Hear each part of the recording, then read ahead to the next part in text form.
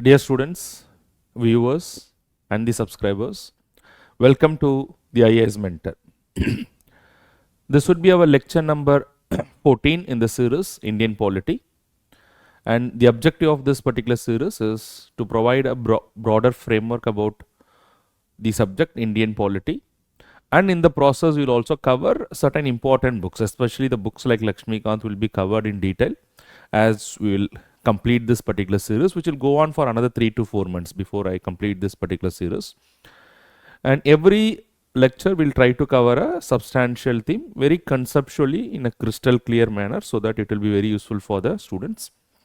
And this series is not only useful for the students preparing for UPSC examination, but will also be extremely useful for the students preparing for other competitive examinations, including the state public service examination, where Indian polity is a subject.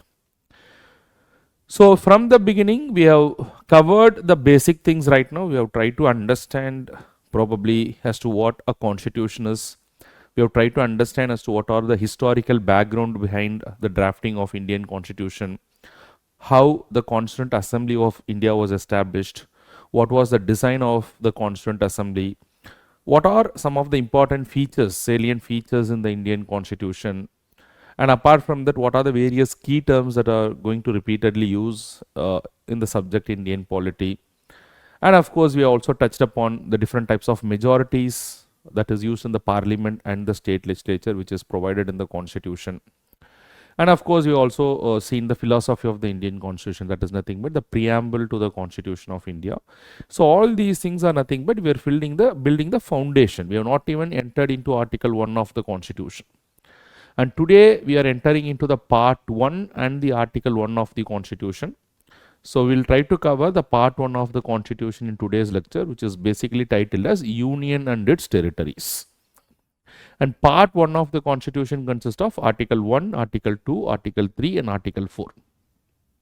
So we'll try to cover all these 4 articles as we'll proceed in today's lecture. As I already said, what is a part? Part is nothing but a collection of rules or a collection of articles which is related to one another. Where an article is a specific rule and there are certain rules which may be related to one another. All those things are clubbed as what is called as a part. So today we are going to see part 1, which is titled as Union and its Territories. And within part 1, there are 4 articles, Article 1, Article 2, Article 3, Article 4. And that's exactly what we are going to learn in today's lecture. So with that introduction, we'll move into Article 1 of the Constitution. Very, very important that you have a knowledge about Article 1 of the Constitution, and which does give a lot of information about our country. Now, say for example, the moment you read Article 1, you will try to understand as to what is the name of our country. And as soon as you read Article 1, you should also have an idea as to what is the administrative division in India. Probably what are the various administrative divisions. Say for example, when I say administrative divisions, how many states are there in India, how many territories are there in India, you will get to understand all those things. So how do you get to understand all those things? We'll try to understand. So in the process, we'll also get to understand as to what is the territory of India, what constitutes the territory of India. So all these questions will be answered when you read Article 1 of the Constitution. And you'll also get to understand whether India can acquire a new territory in the future. Because at the commencement of the Constitution in 1950, there was a territory for India. Has that territory gone for an expansion? Is it possible, likely that further the territory of India may expand? So how do you know all these information? Is by reading what is called as Article 1. And Article 1 also gives us an idea as to what type of political system that is there in India. So let us try to understand all those things from first coding Article 1. And after we understand Article 1, we will also go to Article 2, Article 3 and Article 4 of the Constitution as well before we complete this particular lecture. So if you read Article 1, what Article 1 of the Constitution is saying? Article 1 of the Constitution is saying, India, that is Bharat, shall be Union of States. So first of all, you'll have to understand that there are 2 names that is given in the Constitution for our country. India, that is Bharat, shall be Union of States. For those students who are not aware that there are 2 names for our country in the Constitution, because popularly we use the name India. But apart from India, there is also a name that is Bharat that is mentioned in the constitution. Now, for those students who are wondering why two names are given in the constitution, because there was no consensus among the constituent assembly members as to which name they have to keep for India at the time of drafting the constitution. Certain members in the Constituent Assembly thought that the name for our country should be India in the constitution. Certain members in the Constituent Assembly thought it should not be India, but it should be Bharat, because they thought that India is a modern name which was kept basically because of the Britishers' rule in India. But on the contrary, the ancient name of our country was Bharat. And hence now, when India is going to become independent, when it is going to have its own constitution, some of the members thought that the name that should be there in the constitution is Bharat. So as a compromise between these two differing factions, finally it was decided by the Constituent Assembly by a majority vote that what they will keep as the name of our country is India, that is Bharat, shall be Union of States. So India, that is Bharat. So both the name would continue to exist for our country. But although widely the name is India used for the official purpose, but Bharat can also be used because it is also there in the constitution. Now the next question is India, that is Bharat, shall be Union of States. That is what Article 1 of the constitution is saying. Now what is this expression Union of States? So that is something that you have to understand. Now when you ask me the question, the expression Union of States, what do you understand by the expression Union of States? I'll explain this expression Union of States, but before we go to the expression Union of States, some of the members in the Constituent Assembly told that the expression Federation of States should be used rather than the expression Union of States. Now why they said that the expression Federation of States should be used? But however, what was chosen was Union of States. But why some of the members said the expression Federation of States should be used? Because in their opinion, India is a federal political system. And we already understood as to what is a federal political system. And the idea of federal political system is reflected in many provisions in the constitution. So basically federal political system means that there is a division of powers. There is division of powers between the center and the states. There is division of power between the central authority and the state authority, be it executive or the legislature. So when there is a division of powers which is provided in the constitution, so the expression that would be apt for India is Federation of States. That gives an understanding that there is division of powers between the central and the state authority. But instead of using the expression Federation of States, most of the members in the Constituent Assembly and including the chairman of the drafting committee, Dr. B.R. Ambedkar, they are all in favor of the opinion what is called as Union of States. So what is this expression Union of States? Union of States is giving us an expression that despite the fact that India is a federal political system, nobody denied the fact that India is a federal political system. In fact, during the debates in the Constituent Assembly, Dr. B.R. Ambedkar made it very clear there is no doubt that India has a federal political system. But to him, this federation is merely an union. What does it mean by this federation is merely an union? This federation is merely an union in the sense that although there are different states in our country, and those states would continue to derive the powers from the constitution, but these states and conferring upon the powers upon these states from the constitution is merely for the purpose of administrative convenience. And all the states will remain together as one single nation, and therefore the territorial unity and integrity of India can never be disturbed. Or in other words, by using the expression Union of States, the Constituent Assembly wanted to make it very clear that no states which is part of the territory of India in our country will have the right to secede from the Union. When I say secede from the Union, in the future, after the commencement of the Constitution, they will have no right to move out of the territory of Union of India. They will have no right to be a separate country. That is not at all possible.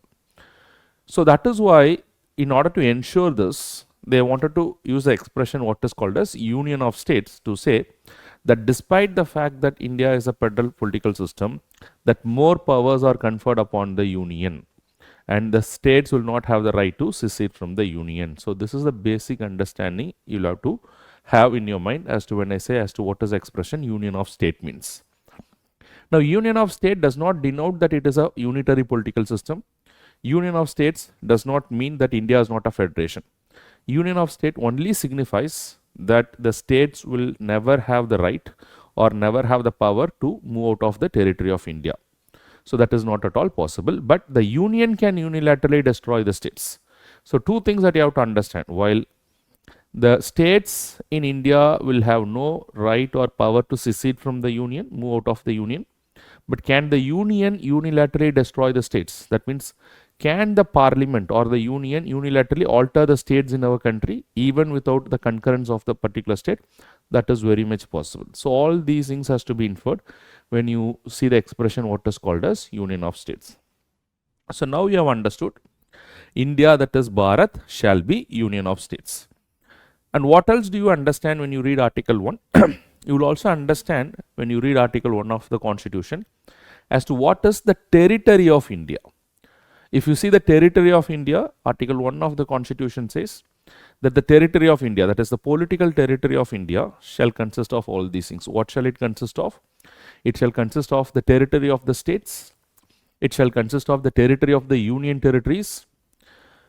The territory of India shall not only consist of the territory of the states, the territory of the union territories, but it shall also consist of such other territory as may be acquired by India in the future.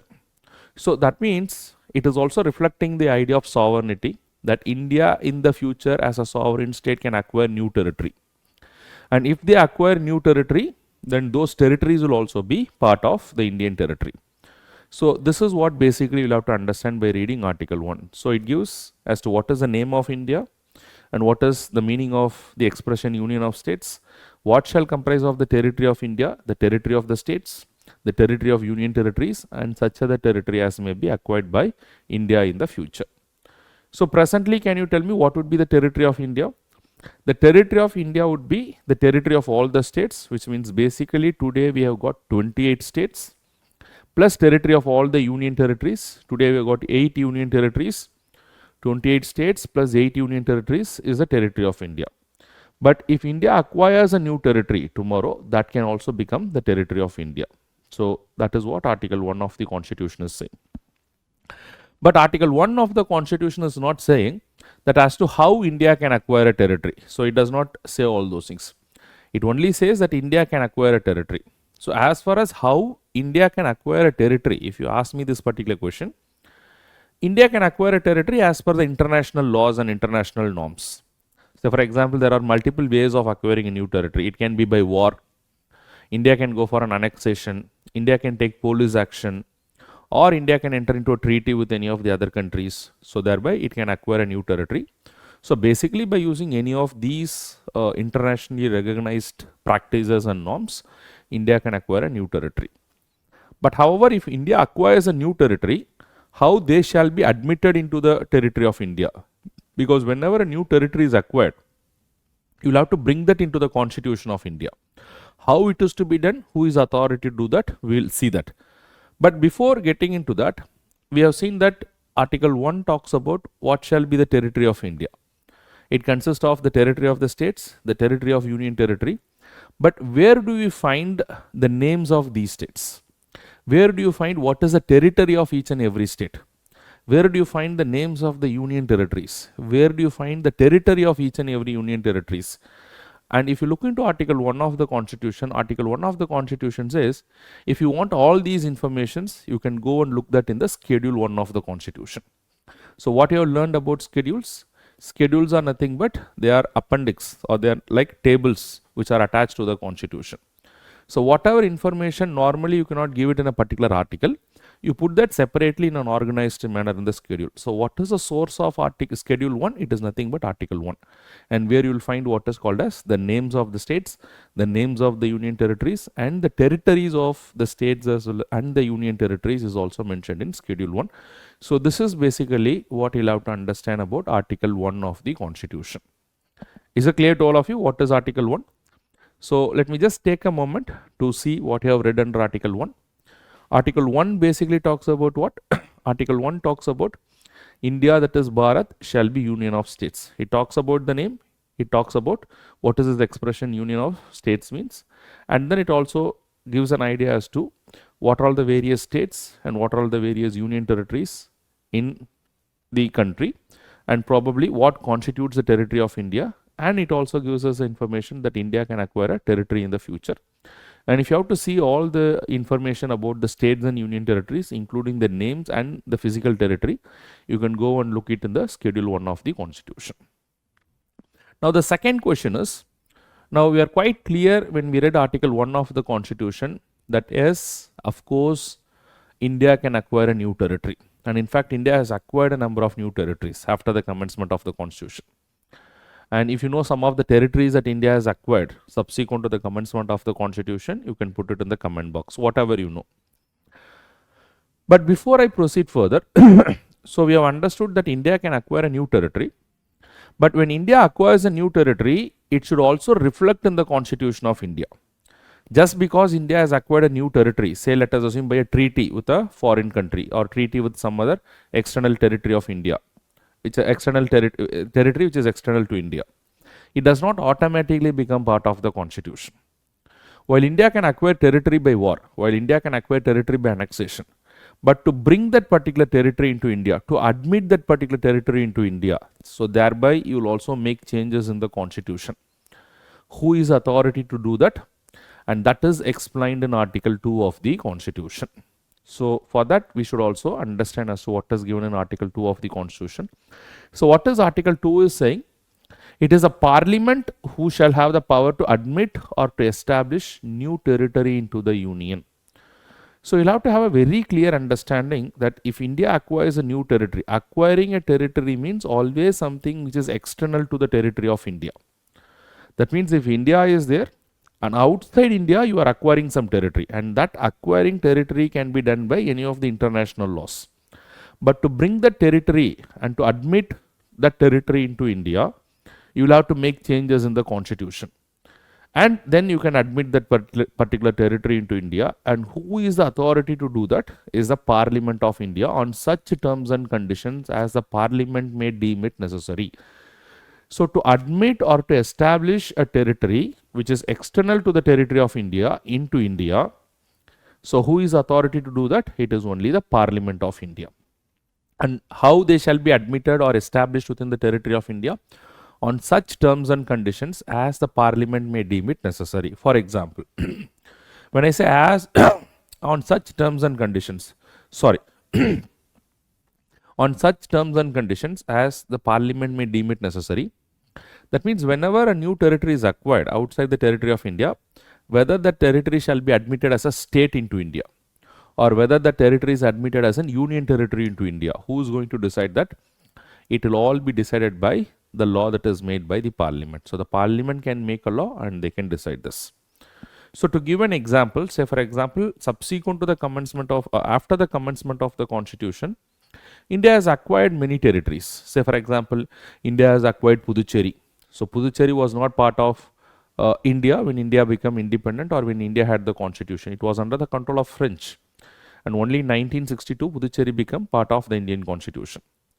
Now, we have acquired, say, Sikkim. Sikkim became part of India in 1975. So in this way, a lot of territory has been acquired. But when Sikkim was acquired, Sikkim was given a status of a state. And when Puducherry was acquired, Puducherry was given a status of an union territory. So who is going to decide what status will be conferred upon an acquired territory? Is the Parliament under Article 2 of the Constitution. That is what it is saying. The Parliament shall have the power to admit or to establish a new state into the Union. While India as a state can acquire a territory, but that territory to be admitted or to be established into the territory of India, the Parliament has to make a law. And the Parliament on its own terms and conditions, it can admit or establish a new territory into India. Be it a state or be it an union territory, who is going to decide that? It is all to be decided by the law that is made by the Parliament. So that is basically what you'll have to understand. So to put it in a very simple way, if you talk of Article 2, Article 2 makes it very simple. If you want to bring any territory which is external to the territory of India, which is not within the territory of India, which is external to the territory of India, and if you want to admit that territory into India, or if you want to establish that territory into India, which is external to the territory of India, then that can be done by the Parliament under Article 2 of the Constitution. And what the Parliament can do? The Parliament can make a law, and by that law they can admit or establish a territory into the Union of India. So that's basically what you'll have to understand. Or they can establish the territory into the territory of India. Now before I move forward, what is this expression admit or establish? Is there any difference between these words admit or establish? Yes, there's a small difference between this word admit and establish. While admit means that already there is a political entity, there is an established state. Say for example, Sikkim was an established country. Sikkim was an established political authority or a political entity which has already existed. And when you want to bring Sikkim inside India, which is external to the territory of India, into India, then you are basically admitting this established political entity into India on such terms and conditions as the Parliament may make a law. So this is basically what is called as admitting. Suppose, let us assume, instead of Sikkim, there is a particular territory which is not an established political entity. That means it is not an established country. It is just a piece of island that nobody is, it is not existing as a political entity per se, let us assume. But new territory is there. And when you bring the territory inside India, basically you are also acquiring that particular territory, but you are not admitting that particular territory, but you are establishing that particular territory into India on such terms and conditions as the Parliament may decide. So this is basically what is the difference between admitting and establishing.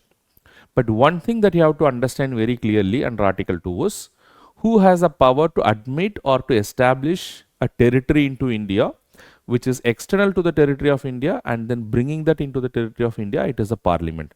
On what terms and conditions they will be brought in? On such terms and conditions as the Parliament may decide by a way of a law. So in this way, you can understand a lot of territory has been admitted into India. Say for example, Dadra and Nagar Haveli was brought into India in 1961.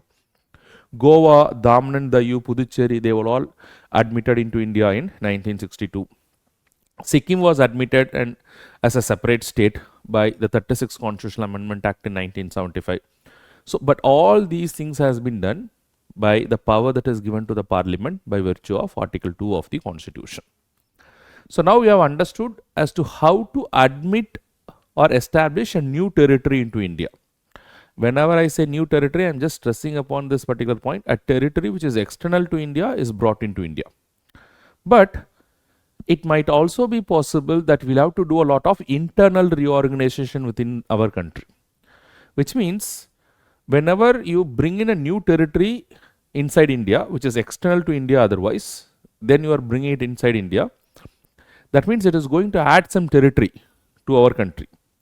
But whereas there can be a lot of internal reorganization which may happen within our country, which is not going to add an extra territory, but it is merely an internal reorganization. Which means possibly that you are increasing the number of states or decreasing the number of states, or creating a new union territory, or converting a union territory into a state into a union territory. Now all these things are possibly only an internal reorganization. It is not adding any new territory into India. So can all these reorganization can be done internally? Yes, that can also be done. And who is the power to do that? And the power to do that is also the Parliament of India.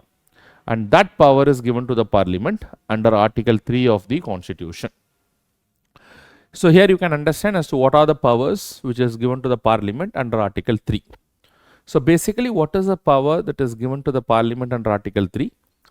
The Parliament shall have the power to form a new state within the territory of India. That means it is not bringing something outside the territory of India into India, but whereas the existing states are reorganized and thereby you will create a new state. For example, Telangana was created from the state of Andhra Pradesh, and Telangana was created from Andhra Pradesh basically by dividing Andhra Pradesh into two states, and thereby you are creating a new state. You didn't bring any territory outside or external to the territory of India into India. And if that is to be done, that is done under Article 2. But internal reorganization under Article 3 of the Constitution. Parliament shall have the power to form a new state by separating a territory from any state. Say for example, separating Telangana from Andhra Pradesh, or by uniting two or more states. It's also possible tomorrow Telangana and Andhra Pradesh can again be united into a single state. That is also possible under Article 3. I'm not saying that this is likely to happen, but I'm only saying what is a possibility. So tomorrow, let us assume that all the northeastern states, they can be united into one single state also. I'm not saying this is the agenda of the government or this is likely to happen. But is it permissible? Is it possible under the constitution? Yes, it is very much possible under the constitution. Uniting two or more states are part of a state, or by uniting a territory to a part of a state, or this is also very important, by uniting the parts of the state. That means, is it possible to carve a specific part of one state and a specific part of another state and then create that part as a new state? That is also possible. So for example, let us take example of two bordering states. Say, let us assume Madhya Pradesh and Uttar Pradesh. Is it possible to carve out certain regions of Uttar Pradesh and Madhya Pradesh which are bordering and then to create a separate state? That is also possible. Say for example, there is already a demand from a particular region that whatever I am discussing. Say for example, there is a region called as Bundelkhand, which is considered to be one of the backward regions in India, which does overlap with the borders of Uttar Pradesh and Madhya Pradesh, and they are already asking a separate state of Bundelkhand.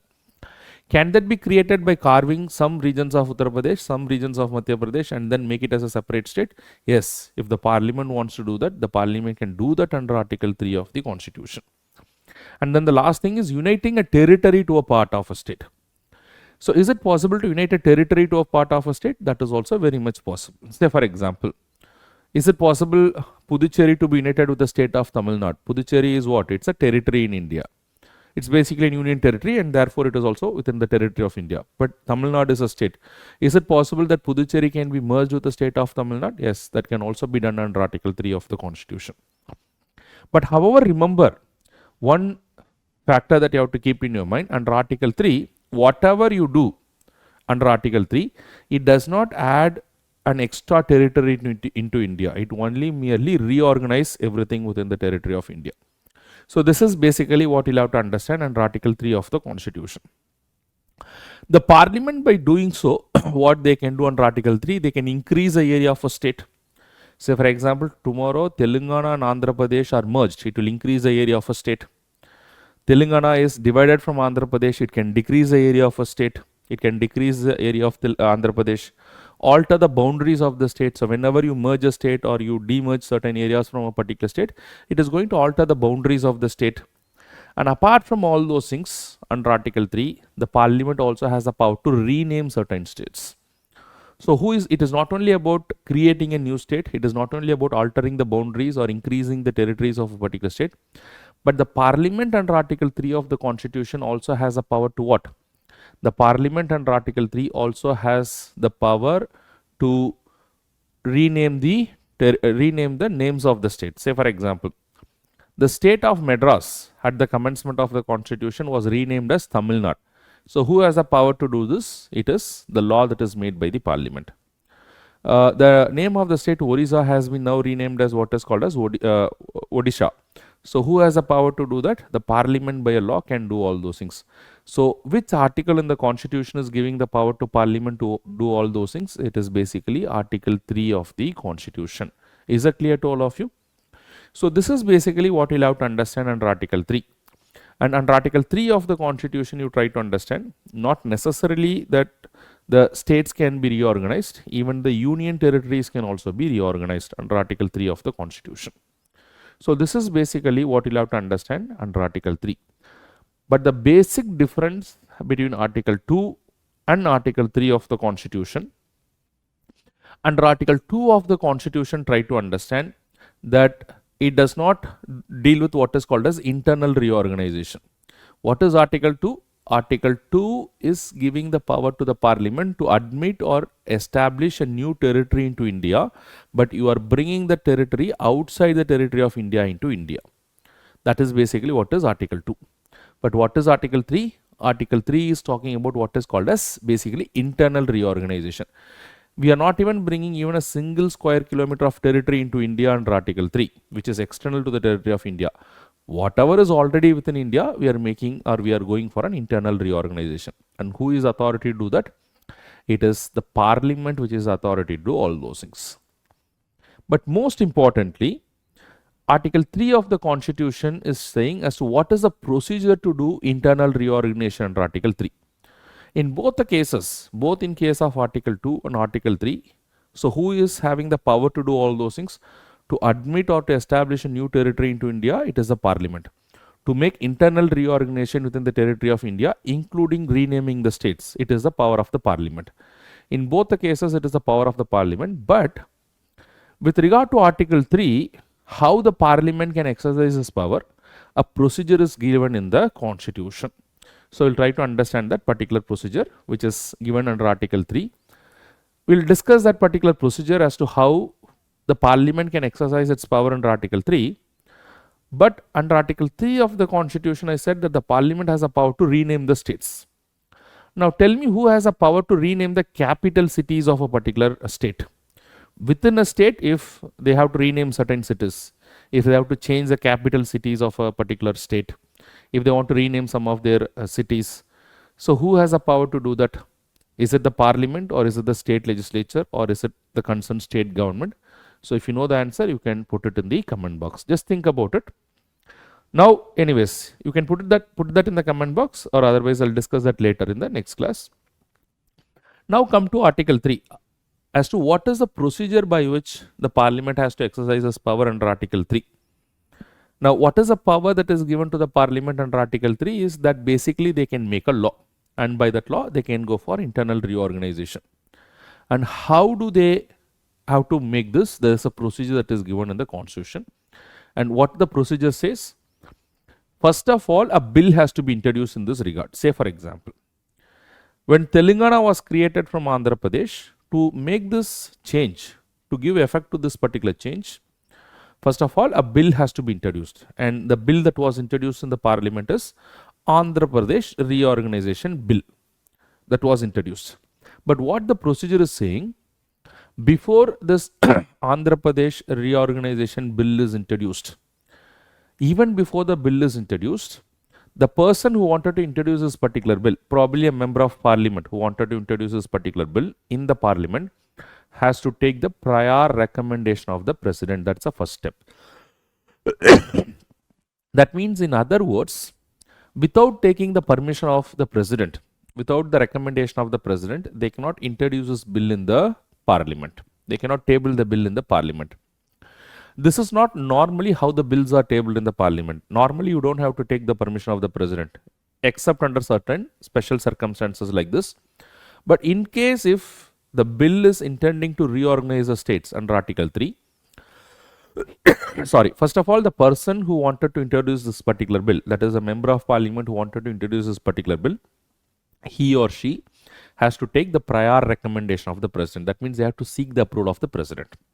Okay, let us assume an MP is going to the President, probably he is seeking the approval of the President to introduce this particular bill. Can the President give the recommendation? Further, if you look into the procedure under Article 3, it is saying that the President, before giving the recommendation to introduce this particular bill, the President may have to refer this bill to the concerned state legislature, which will be affected because of this particular bill. For example, take a member of Parliament who wanted to introduce the Andhra Pradesh Reorganization Bill. And what is the subject matter of this bill is that he wanted to divide Andhra Pradesh into two states, that is Telangana and Andhra Pradesh, which has already happened, but I am just taking as an example. So, this is the subject matter of the bill. He is taking the bill to the President. Now, can the President give permission to introduce this particular bill? The President can do it, but the President, before doing it, he has to refer the bill to the concerned state legislature, which will be affected because of this particular bill. So, in this case, which is the state legislature which will be affected because of this particular bill? The state legislature that will be affected because of this particular bill is the state legislature of Andhra Pradesh. So, the bill has to be referred to the state legislature of Andhra Pradesh. Why the President has to refer the bill to the state legislature of Andhra Pradesh? The President has to refer the bill to the state legislature of Andhra Pradesh to seek the opinion of the state legislature of Andhra Pradesh. Are they okay with this particular proposal, or they are not okay with this particular proposal? Within a specified time limit that the President would mention, the state legislature of Andhra Pradesh has to give the response or the opinion back to the President of India. So, try to understand. What is the process is saying? That suppose if an MP wanted to introduce a bill under Article 3 of the Constitution to reorganize the states, first he has to seek the permission of the President. The President, before giving the permission, would refer the bill to the concerned state legislature, seek the opinion of the concerned state legislature in this particular regard within a specified time limit as a President may specify. The Constitution does not give any time limit in this regard, but the President may specify the time limit to the concerned state. Within the specified time limit, the state legislature will give its opinion to the President. But however, the important point that you have to notice, the opinion that is given by the state legislature is not binding upon the President. So he doesn't have to go with whatever is the opinion that is given by the state legislature. Rather, whatever is the opinion, he'll just take the opinion. That is what you'll have to understand. But he is not bound by that opinion. But rather, then the President will give the recommendation. Normally, the President will give the recommendation based on the aid and advice of the Union Council of Ministers. So you don't have to confuse about that at this stage, but let us assume the only thing that right now you'll have to keep in your mind is the opinion that is given by the state legislature is not binding upon the President, but he is supposed to seek the opinion. It is just a mere sign of respect to the states, nothing more than that. But however, their opinion is not binding upon the President. In fact, the Andhra Pradesh Legislative Assembly has given a negative opinion with regard to introduction of the Andhra Pradesh Reorganization Bill. But despite that, the President has allowed for its introduction. So when all these things happens, then the President will allow for the introduction of the bill. And once the bill is introduced, then in whichever house it is introduced, it can be introduced either in the Lok Sabha or it can be introduced either in the Rajya Sabha, whichever house may be the first house. In whichever house it is introduced, once the President gives a permission, then the bill will be discussed. It goes through a lot of process. That is not our concern at this stage. It goes through all the procedural steps. And then finally it will be put to vote in the house where it is introduced. And this bill has to be passed with what is called as simple majority. So this bill once passed with simple majority, then it will be introduced in the second house. Suppose if the first house is Lok Sabha, it has to be passed with simple majority in the Lok Sabha. Then it will be sent to the Rajya Sabha. And then in the Rajya Sabha also it will go through series of steps, and there also it is passed with simple majority. Then it will go for what is called as the President assent.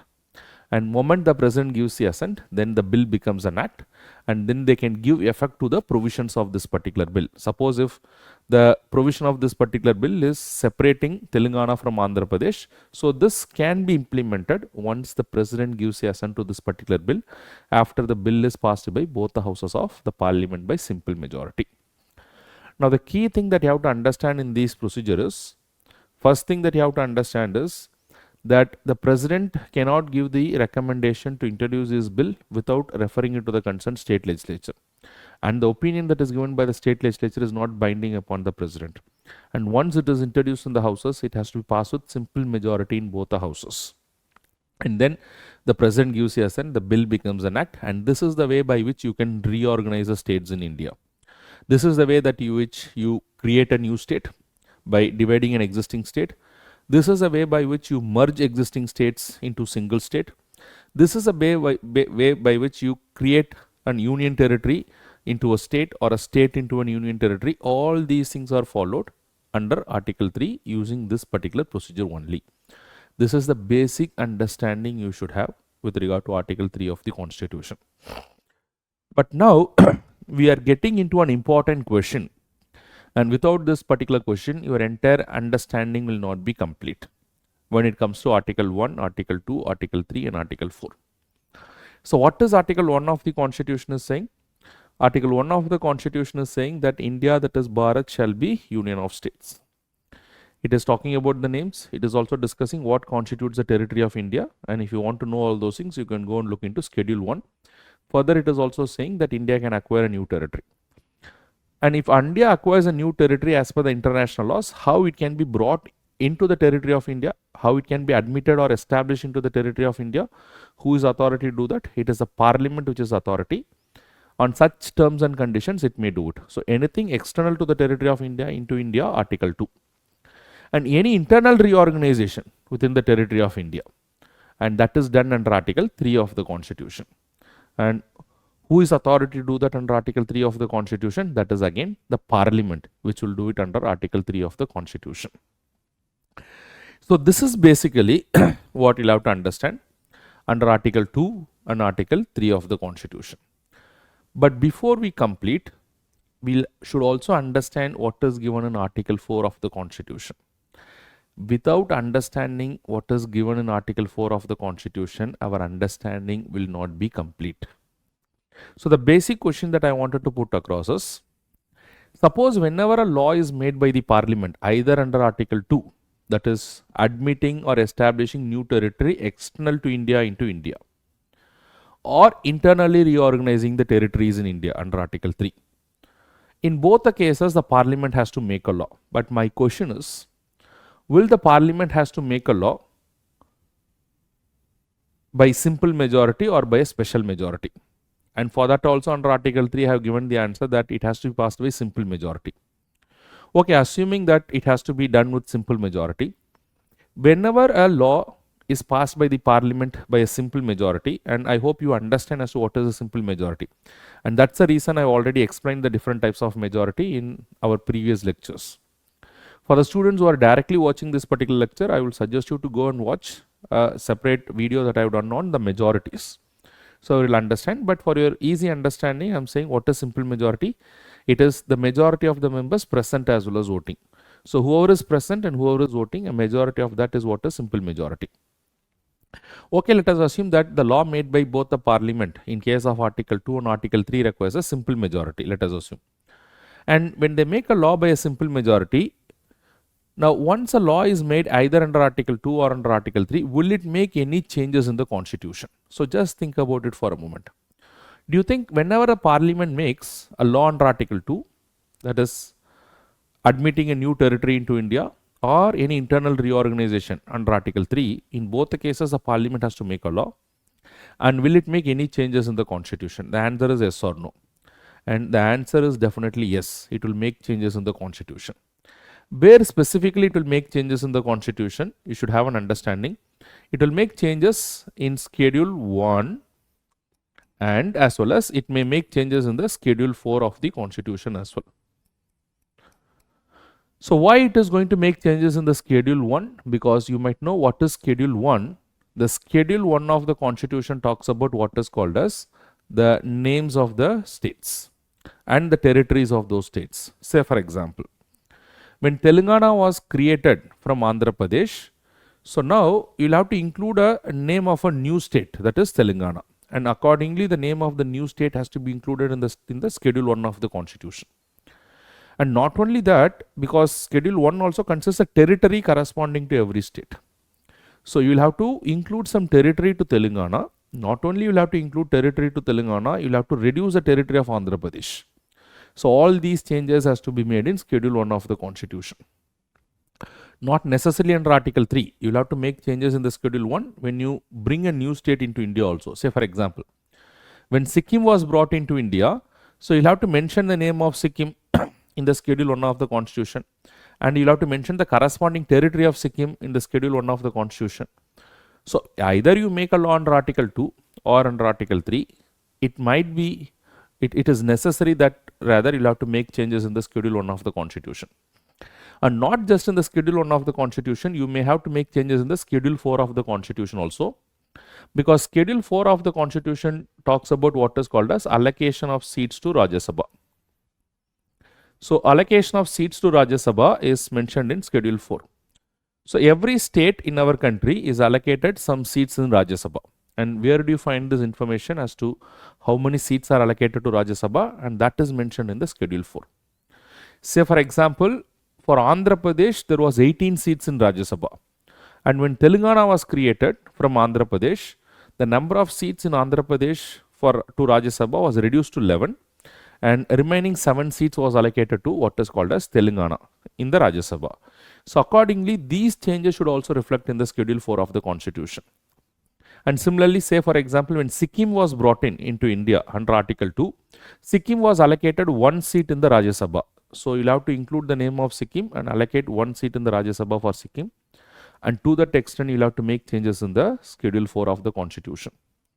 So to that extent, it should be very clear in your mind, whenever the Parliament makes a law, either under Article 2 or under Article 3 of the Constitution, it is most likely that the changes have to reflect, the corresponding changes have to reflect in Schedule 1 and Schedule 4 of the Constitution. But however, we have understood that in both the cases, the parliament has to make a law, and that law will be passed by a simple majority in the parliament.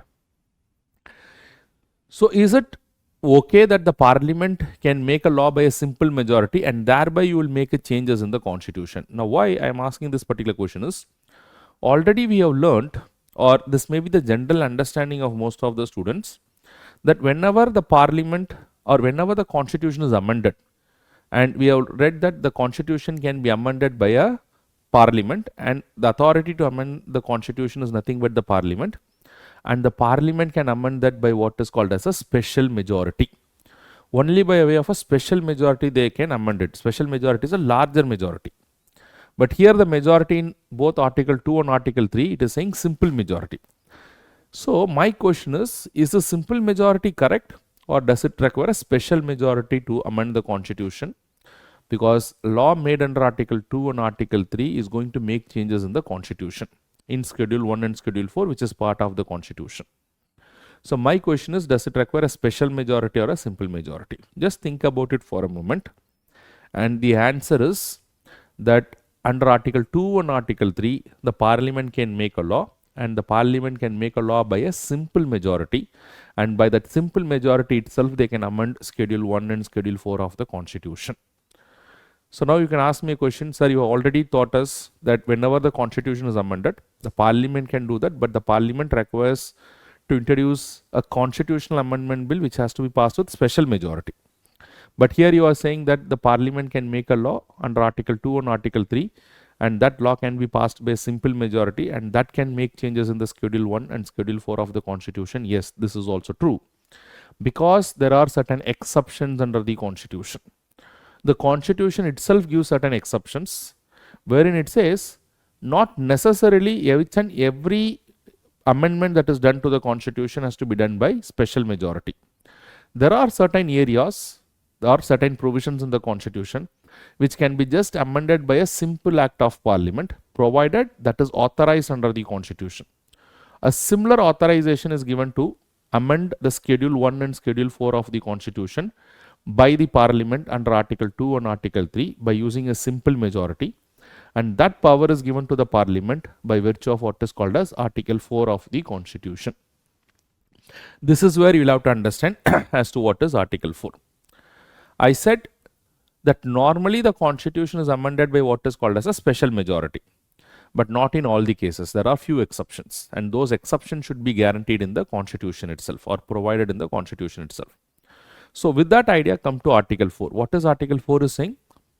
Laws made by the parliament either under Article 2 or under Article 3. By Article 2, you are admitting a new territory, and by Article 3, you are making internal reorganization. So it is either internal reorganization or you are admitting a new territory into India. That does not matter. In both the cases, anyways, law made by the parliament either under Article 2 or under Article 3, which provides for an amendment to the first and the fourth schedule. That means whenever a law is made by the parliament, either under Article 2 or under Article 3, but through that law, what changes you are making to the constitution? You are making changes only to Schedule 1 and Schedule 4. It is either to Schedule 1 or to Schedule 4, or both to Schedule 1 and Schedule 4. If these are the only changes that is making, or these are the only changes that is happening in the constitution, then such an amendment to the constitution is not deemed to be an amendment under Article 368, or such a change to the constitution or amendment to the constitution is not considered an amendment under Article 368, which means any amendment under Article 368 requires special majority. And in this case, you are saying, although it is an amendment, that laws made under Article 2 and Article 3, when it makes changes in the first and fourth schedule, although it is an amendment to the constitution, but in this case, by virtue of Article 4, it is not deemed to be an amendment, or it is not considered to be an amendment under Article 368, which means the laws made by Parliament under Article 2 and Article 3, and if they are making changes only in Schedule 1 and Schedule 4, they are not considered to be an amendment under Article 368. That means this amendment to the Constitution does not require special majority, but rather it can be done by what is called as a simple majority itself. So such an exception is given in the constitution. So this is basically what you'll have to understand. Is it clear to all of you? So try to keep this in your mind. Whenever the parliament makes any law either under Article 2 or under Article 3. By Article 2, they are admitting a new territory. Under Article 3, they are making an internal reorganization. But if this law is made either under Article 2 or under Article 3, and what are the areas the changes are happening in the constitution? Let us assume the changes are happening only in the Schedule 1 and Schedule 4 of the constitution. Then such an amendment to Schedule 1 and Schedule 4 can be done by a simple act of parliament. It does not require any special majority to be passed in the parliament. So this is the basic understanding you should have. And that exception is given by virtue of Article 4. But now the question is, when Sikkim was brought in, just think about this particular example. When Sikkim was brought in, I said that the Sikkim was brought in by the parliament under Article 2, admitting a new territory under Article 2. But I also said, if you have listened to me very carefully, and I'll just go back also, we have also seen that when Sikkim was brought in into India, Sikkim was brought in by way of what is called as a 36th Constitutional Amendment Act in 1975. Now, what was the need to amend the constitution? Now, this 36th Constitutional Amendment Act, you should understand, right now after the commencement of the constitution, we have made 106 amendments. The first amendment happened in 1951 and the 106th Constitutional Amendment Act happened in the year 2024. Now, this numbering system that you are following for amending the constitution, all these numbering system means these are all amendments done under Article 368.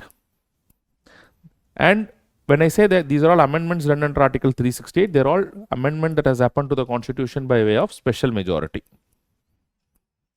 This is what basically you'll have to understand. Now, we already learned whenever a law is made by the parliament either under Article 2 or under Article 3, it does not require a constitutional amendment under Article 368. It just requires a simple act of parliament which can be passed by simple majority. But however, when Sikkim was brought in, what was the need to make a constitutional amendment under Article 368? Because it is saying 36th means it was done by a special majority in the year 1975. What was the need to amend the constitution by a special majority? It could have been done by a simple act of parliament because such an exception is given under Article 4 of the constitution. But when Sikkim was brought in, there was a need to make a constitutional amendment under Article 368 using special majority, because when Sikkim was brought in, not only the Schedule 1 and the Schedule 4 of the constitution was amended. If Schedule 1 and Schedule 4 of the constitution is only to be amended, that can be done by a simple majority. But however, when Sikkim was brought in, there was an amendment to Article 371 of the constitution and Article 371F of the constitution was inserted, giving special status to Sikkim.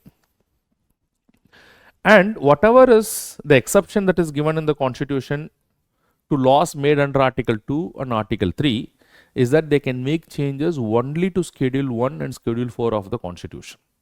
And if they are making only changes to Schedule 1 and Schedule 4, there is no need for any constitutional amendment under Article 368. But if they are making any changes outside Schedule 1 and Schedule 4, and Article 371F in this case is outside Schedule 1 and Schedule 4. And because this article was also inserted when Sikkim was admitted into the territory of India, that cannot be done by a simple act of parliament, but rather that required what is called as a constitutional amendment under Article 368. So I am quite sure that you are clear about all these concepts as to what Article 1 says, what is difference between Article 2 and Article 3. Article 1 is talking about what is called as the name of India, and it also gives us information as to what is the territory of India, what is Schedule 1, can India acquire a new territory, and Article 2 talks about if India is to admit or to establish a new territory, who is authority to do that? It is a parliament by way of a law. Any internal reorganization including renaming the states within India, who is authority to do that? It is the Parliament of India under Article 3, including converting state into union territories and union territories into state. Everything is done under Article 3. And Article 3 also gives a procedure as to how it is to be done. And most importantly, Article 4 says, if any law is made either under Article 2 or under Article 3, and thereby if they are making any changes to Schedule 1 and Schedule 4 of the Constitution, they can be just done by a simple act of parliament. That means the majority that is required in the parliament is only a simple majority. and that's basically what you'll have to understand. However, if any of the other provisions of the constitution are to be amended apart from schedule 1 and schedule 4 in the process of admitting a new territory or making an internal reorganization, then it requires a constitutional amendment under article 368, and that is why we have seen the example of Sikkim as to why there was a need for the 36th Constitutional Amendment Act. I'm sure that all these concepts are very clear to you in your mind, very, very important. But before I move to the next lecture, I just wanted to ask one question. I'll just put this particular question to you, and probably I'll discuss that in the next lecture. Now, is it possible for India to cede a territory to a foreign country? We have talked about admitting a new territory into India, outside India into India. We have talked about internal reorganization. Is it possible for India to give its territory to a foreign country? And if India is to give a territory to its foreign country, what is the way by which it can be done? And who is the authority to do all those things? If you know the answer, you can put it in the comment box. Otherwise, also we can see it in the next lecture. So with that, I'll wind up the lecture for today's class. But before I wind up the lecture, let us just quickly go and solve the questions. So please come to the practice question that is for you. So let me see how many of you are able to solve this particular question. And I'm quite sure that if you watched our videos, lectures clearly, you will be easily solving this particular question. Look into this particular question. Consider the following statements. Statement 1 requires prior sanction of President. Statement 2 require approval of the concerned state legislature. Which of the statements given above is not true regarding the procedure to create a new state under Article 3 of the Constitution? The answer is option 1 only, option 2 only, both 1 and 2, neither 1 nor 2. So, among these two statements, which of the following is true with regard to creating a new state in India? You can just give your answers in the comment box. So, with that, we are coming to the end of lecture number 14, but the topic of union and its territories is not yet over. So, please continue watching the next lecture so that you will have an idea as to what is the question that I have asked is, can India cede a territory to a foreign country? In the next lecture, we will also continue as to understand the reorganization of states in India, as to how the reorganization has happened in India subsequent to the commencement of the Constitution, and what is the background behind all those things, which we will try to complete in the next lecture. And if you like this video, you can also share it with your friends, and I'm quite sure that everyone will immensely benefit out of the series Indian Polity. And we will also come out with a lot of other videos soon, which will help a lot of students preparing for UPSC examination as well as for the various other competitive examination. All right. So thank you very much and all the best. Keep watching. Thank you.